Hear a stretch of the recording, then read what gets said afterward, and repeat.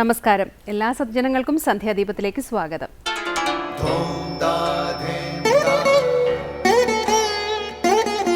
ശുഭം ഭവതു കല്യാണമായുസാരോഗ്യവർദ്ധനം സർവദുഃഖ വിനാശായ സന്ധ്യാദീപം നമോസ്തുതേ. നാമം ജപായനം പുണ്യം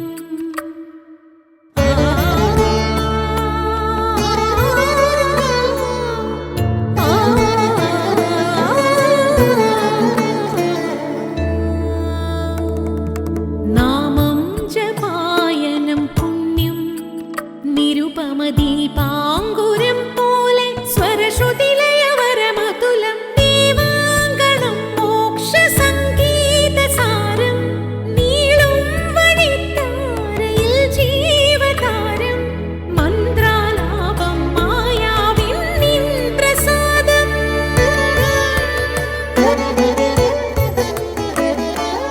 ഇരുൾ നീങ്ങിയുണരുന്ന തെളിനാളദീപം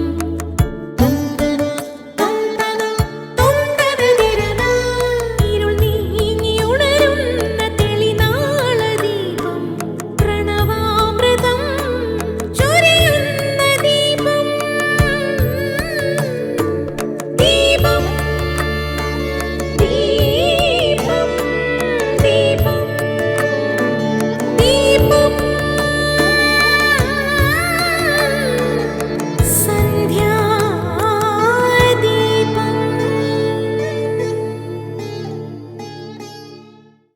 ധർമാചരണത്തിലൂടെയാണ് ഒരു വ്യക്തി ജീവിച്ച് മുന്നോട്ട് പോകുന്നതെങ്കിൽ തീർച്ചയായും നേട്ടങ്ങൾ അനവധി വന്നു ചേരും.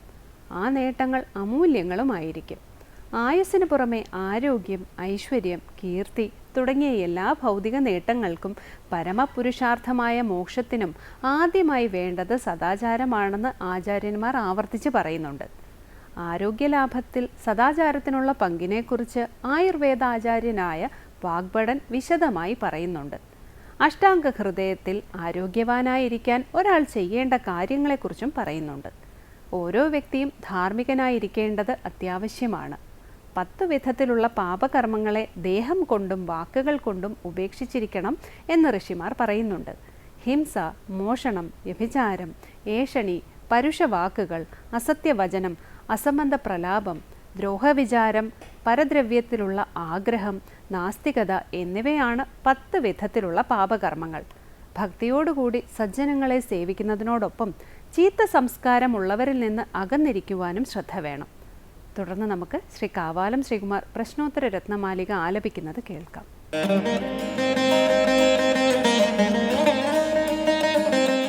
മതിരേവ മോഹജനകഃ കഃ സ്നേഹഃ കേചദസ്യവോ വിഷയാഃ കാഭവവല്ലി തൃഷ്ണാ കോ വൈരീയസ്ത്വനുദ്യോഗഃ മതിരേവ മോഹജനകഃ കഃ സ്നേഹഃ കേചദസ്യവോ വിഷയാഃ കാഭവവല്ലി തൃഷ്ണാ കോ വൈരീയസ്ത്വനുദ്യോഗഃ കസ്മാത് ഭയമിഹ മരണാത് അന്ധാത് ഇഹ കോ വിശിഷ്യത്തെ രാഗീ കശൂരോ യോ ലലനാലോചനബാണൈർന ച വ്യഥിതഃ. തുടർന്ന് ശങ്കരസ്തോത്രാമൃതം. ശ്രീ ശങ്കരാചാര്യരുടെ പ്രശ്നോത്തര രത്നമാലിക സ്വാമി ചിദാനന്ദപുരി വ്യാഖ്യാനിക്കുന്നതാണ് ശങ്കരസ്തോത്രാമൃതത്തിൽ ശ്രവിക്കുന്നത്. മദ്യം പോലെ മോഹിപ്പിക്കുന്നത് എന്താണെന്ന ചോദ്യത്തിന് നൽകുന്ന ഉത്തരം സ്നേഹമെന്നാണ്. ആരാണ് ശത്രുക്കൾ എന്ന ചോദ്യത്തിന് ഉത്തരമാകട്ടെ വിഷയങ്ങളാണെന്നും പറയുന്നു. വിഷയങ്ങളിൽ മാത്രം ഒതുങ്ങുന്ന സ്നേഹമാണ് മോഹിപ്പിക്കുന്നതെന്ന ഉത്തരത്തെ സ്വാമിജി വ്യാഖ്യാനിക്കുന്നത് കേൾക്കാം.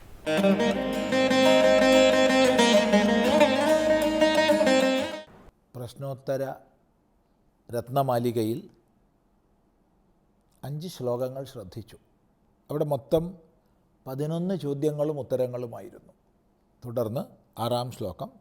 മതിരേവ മോഹജനക കഃ സ്നേഹഃ കേചദസ്യ വോ വിഷയാഃ കാ ഭവവല്ലീ തൃഷ്ണാ കോ വൈരീയസ്ത്വനുദ്യോഗഃ.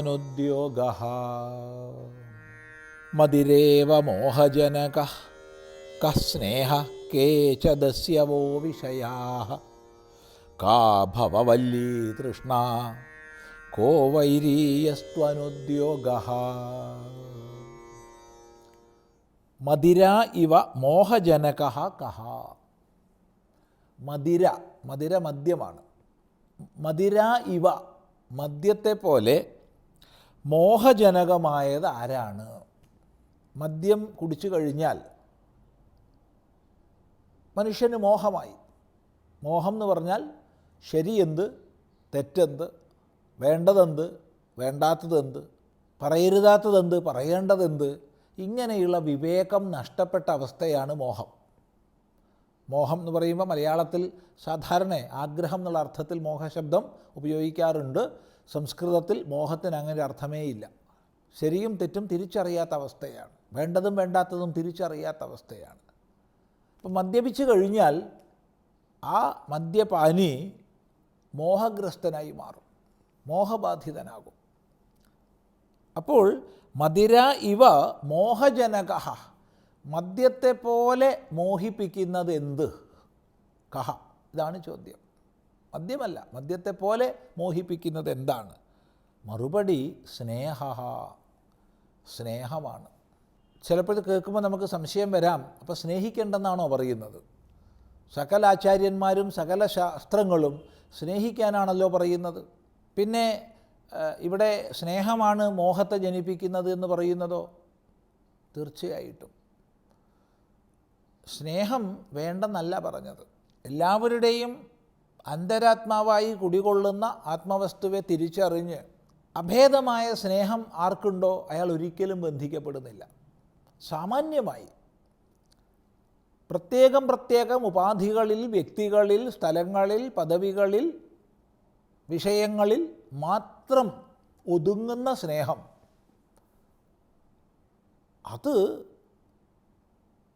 അതിനോട് താദാത്മ്യ സംഘമുണ്ടാക്കുന്നു.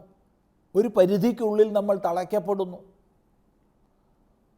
അങ്ങനെ സ്നേഹത്താൽ ബന്ധിക്കപ്പെട്ടാൽ അരുതെന്നറിയുന്നതും ചെയ്യുന്നു, ചെയ്യേണ്ടതാണെന്ന് അറിയുന്നത് ചെയ്യാതിരിക്കുന്നു. നമ്മുടെ വിവേകം നഷ്ടമായി പോകുന്നു, ബുദ്ധി ഭ്രമിച്ചു പോകുന്നു.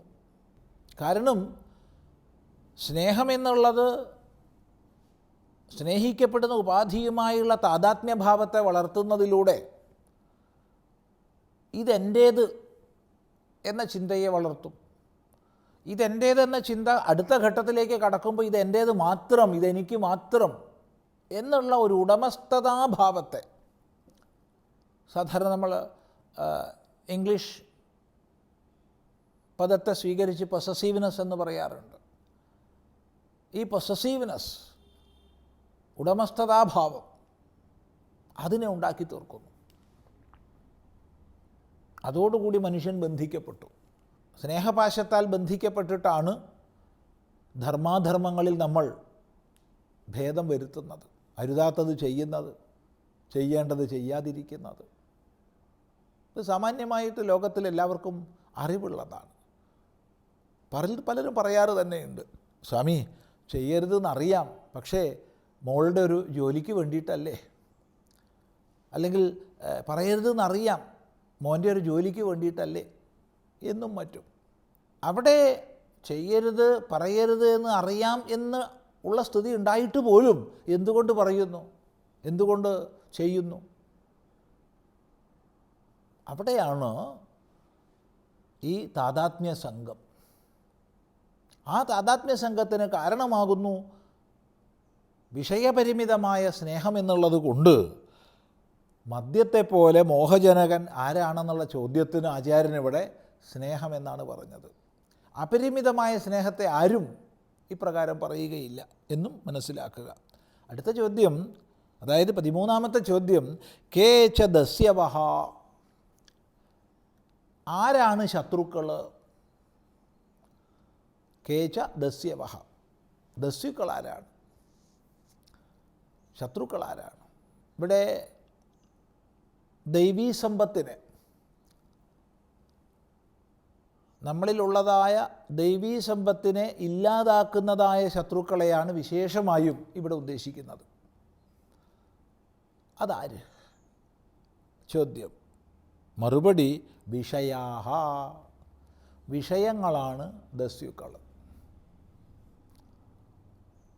മനുഷ്യനെ ആകർഷിക്കുന്നതും മഥിപ്പിക്കുന്നതും പരിമിതങ്ങളായ തലങ്ങളിൽ ബന്ധിക്കുന്നതും വിഷയങ്ങളാണ്. ശബ്ദ സ്പർശ രൂപ രസഗന്ധങ്ങളാകുന്ന വിഷയങ്ങൾ, അവയുടെ സമാഹൃത ഭാവങ്ങൾ, അവ മനുഷ്യനെ ആകർഷിച്ച് തളയ്ക്കുകയാണ്. അവയാൽ ബദ്ധരായി കഴിഞ്ഞാലോ വിവേകം നഷ്ടപ്പെടുന്നു, ബുദ്ധി നഷ്ടപ്പെടുന്നു. ക്രമേണ മനുഷ്യൻ അടിമയായിത്തീരുന്നു. എപ്രകാരം ശത്രു നമ്മളെ പരാജയപ്പെടുത്തി തളയ്ക്കുമോ അതുപോലെ ക്രമികമായി വിഷയങ്ങൾ നമ്മളെ തളയ്ക്കുന്നു, നമ്മൾ അടിമയായിത്തീരുന്നു. ഇവിടെ വിഷയം വേണ്ടെന്നല്ല, വിഷയങ്ങളുടെ മുകളിൽ അധീശത്വം ഉണ്ടായിരിക്കണം. അത് നമുക്കില്ലാതെ വരികയാണെങ്കിൽ വിഷയങ്ങൾക്ക് നമ്മുടെ മുകളിൽ അധീശത്വം ഉണ്ടാവും. അപ്പോൾ നമ്മൾ അടിമയായി മാറും. അങ്ങനെ നമ്മളെ അടിമയാക്കുന്ന ശത്രുവാണ് വിഷയങ്ങൾ. ഇവിടെ വളരെ ശ്രദ്ധിക്കേണ്ടുന്നൊരു വിഷയമുണ്ട്. ലോകത്തിൽ ശബ്ദമോ സ്പർശമോ രൂപമോ രസമോ ഗന്ധമോ ഒന്നും വിഷയമാണെന്ന് പറയാൻ പറ്റില്ല. അവ പദാർത്ഥങ്ങളുടെ പഞ്ചഭൂതങ്ങളുടെ ഗുണങ്ങളാണ്. നമ്മൾ ഇന്ദ്രിയങ്ങളിലൂടെ അതിനെ വിഷയീകരിക്കുമ്പോഴാണത് വിഷയമായി തീരുന്നത്. അല്ലാത്ത പക്ഷം അത് വിഷയമല്ല, അത് ഭൂതഗുണമാണ്. താത്പര്യം, ഇവയൊന്നും ഇല്ലാത്തൊരു പ്രപഞ്ചമില്ല. നമ്മൾ ജീവിക്കുന്ന സമൂഹത്തിൽ എപ്പോഴും ഇവയെല്ലാം ഉണ്ടാകും. അതൊരിക്കലും നമ്മുടെ ശത്രുവാകുന്നില്ല, നമ്മളെ തളയ്ക്കുന്നില്ല.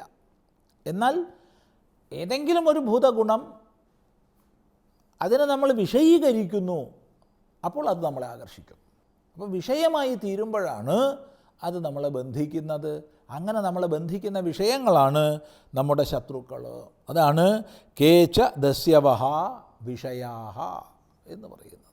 തുടർന്ന് നമുക്ക് അടുത്ത പ്രാവശ്യം ചിന്തിക്കാം.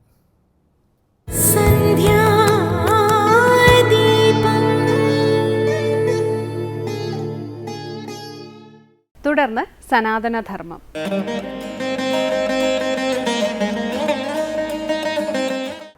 നമ്മളുടെ ഭഗവത്ഗീതയിൽ ഗുണത്രയ വിഭാഗയോഗം എന്ന ഒരു അധ്യായമുണ്ട്. അതിൽ 3 ഗുണങ്ങളെക്കുറിച്ച്, അതേപോലെ തന്നെ ആ ഗുണങ്ങളെ ആശ്രയിച്ചുകൊണ്ട് 3 രീതിയിലുള്ള കർമ്മങ്ങളെക്കുറിച്ച് നമ്മൾക്ക് ഭഗവാൻ വേദവ്യാസൻ നമ്മൾക്ക് പറഞ്ഞു തരുന്നുണ്ട്. ഭഗവത്ഗീത ആരും പഠിക്കരുത്, അത് ഒരു മതഗ്രന്ഥമാണ് എന്നൊക്കെ പ്രചരിപ്പിക്കുന്ന ആളുകളുണ്ട്. ഭഗവത്ഗീത പഠിച്ചാൽ പലതും വഴിതെറ്റിപ്പോകും എന്നൊക്കെയുള്ള തെറ്റായ ധാരണകളുണ്ട്. പക്ഷേ ഭഗവത്ഗീതയിലൂടെ എത്രയോ ഉദാത്തമായിട്ടുള്ള കാര്യങ്ങളാണ് വളരെ ശാസ്ത്രീയമായ രീതിയിൽ. ശാസ്ത്രീയമെന്ന് പറയുമ്പോൾ നമുക്ക് ഇന്നത്തെ തലമുറയ്ക്ക് യുക്തിയുക്തമായ രീതിയിൽ സ്വീകരിക്കാവുന്നവ എന്നുകൂടിയാണ് ഉദ്ദേശിച്ചത്. മഹർഷിമാർ ശാസ്ത്രീയമാണത് പറഞ്ഞിരിക്കുന്നത്. പക്ഷേ ഇന്നത്തെ വിദ്യാഭ്യാസ സമ്പ്രദായം അനുസരിച്ച് ഈ സയൻസിന് യുക്തിക്ക് നിരക്കുന്നതാണോ? അതുകൊണ്ട് എത്ര വർഷം കഴിഞ്ഞാലും ഈ ഭഗവത്ഗീതയിൽ പറഞ്ഞിരിക്കുന്ന സത്യത്തിന് യാതൊരു മാറ്റവും ഉണ്ടാകില്ല. കാരണം അത് മഹർഷിമാർ അവരുടെ ദിവ്യമായ ആ ഒരു ധ്യാനത്തിൻ്റെ ദൃഷ്ടിയിൽ നിന്നുകൊണ്ട് എഴുതിയിട്ടുള്ളതാണ്.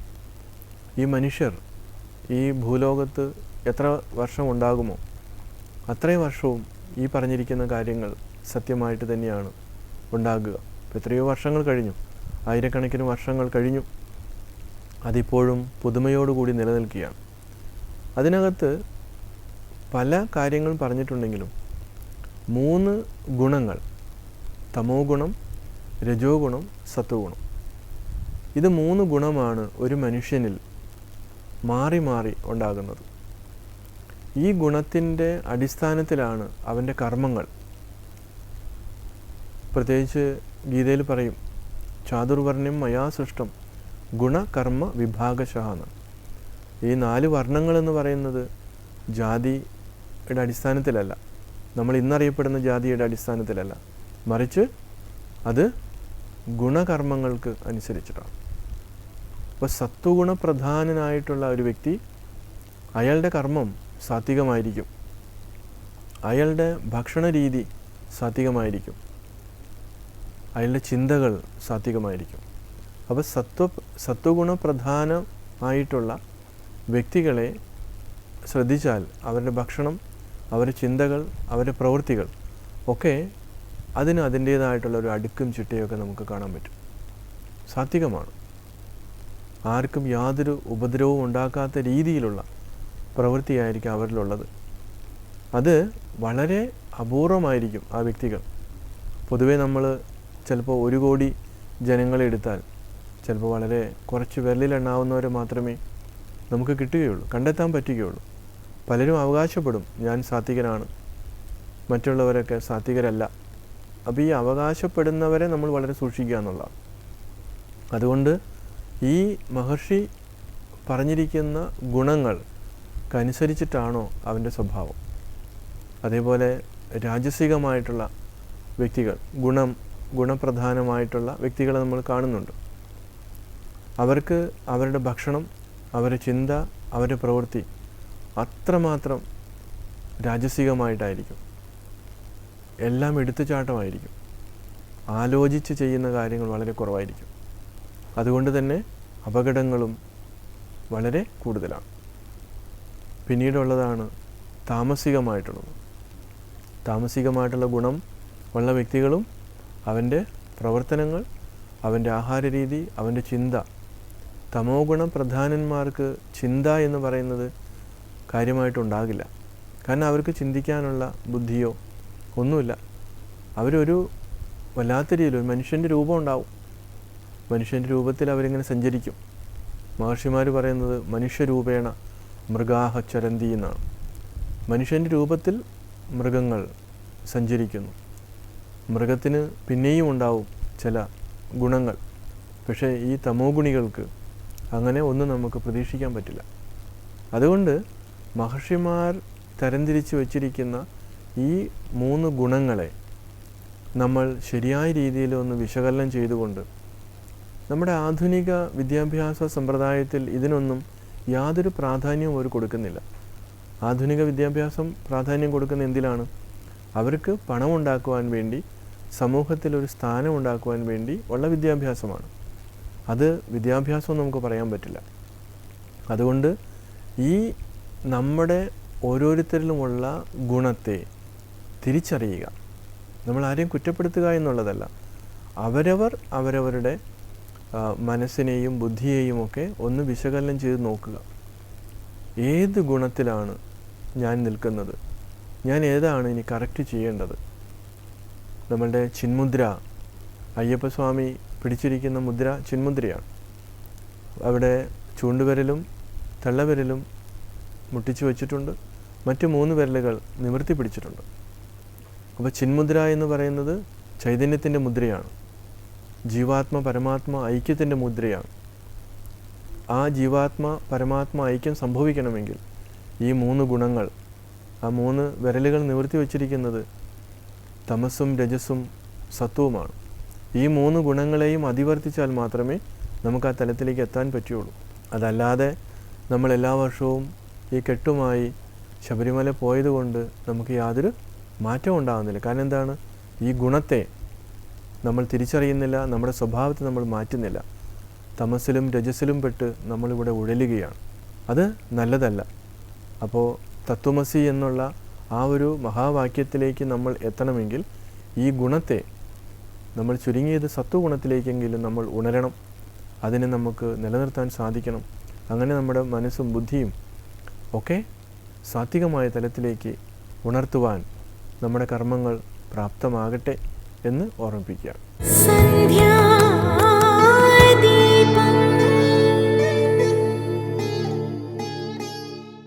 അടുത്തതായി ദീപാരാധനയാണ്. ക്ഷേത്ര സന്നിധിയിലെത്തി മംഗളാരതി തൊഴുത് ഇന്നത്തേക്ക് മടങ്ങാം. എല്ലാവർക്കും നമസ്കാരം.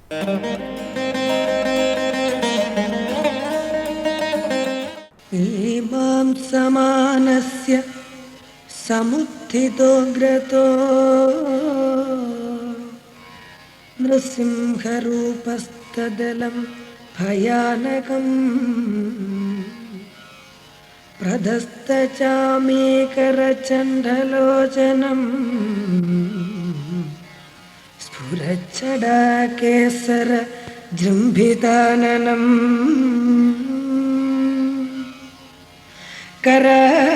करालदंष्ट्रं करवालचञ्चलक्षुरा